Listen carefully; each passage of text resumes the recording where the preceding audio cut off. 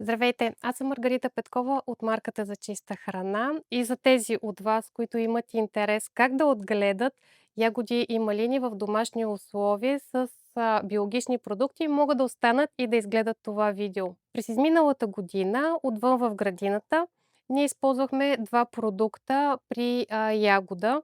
Това бяха биофунгицида Поливерзум и екстракт от вож като готов продукт. Този опит се оказа изключително успешен, а тази година решихме да го приложиме и в оранжерия, като си направихме малка инсталация, за да осигурим за по-дълъг период от време пресен плод ягода за нашето семейство. Миналата година ние прилагахме в активна вегетация поливерзум и екстракт от вож, като ги редувахме през 14 дни, а извън активен сезон това редуване на тези два продукта ставаше през 30 дена.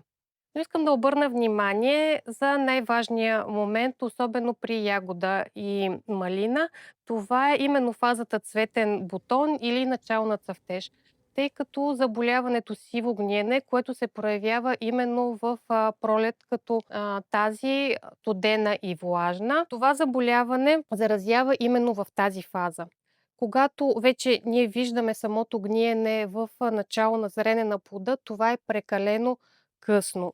Именно в тази фаза е най-добре да се проведе оптимална растителна защита, независимо от това дали е биологична или стандартна.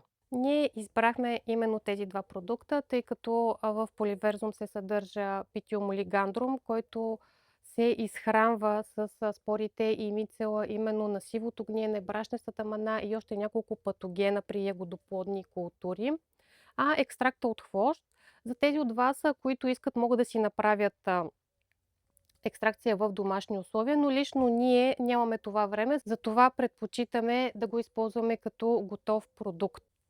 Повече за тези два продукта може да намерите в нашата страница зачистахрана.com, както и да задавате въпроси в социалните мрежи или да се свържете директно с нас. Също така в нашия сайт може да намерите нашите партньори с физически обекти. Те също ще ви дадат актуална информация за продуктите и препоръки за употреба. А за тези от вас, които тези два продукта представляват интерес, сме приготвили изненада.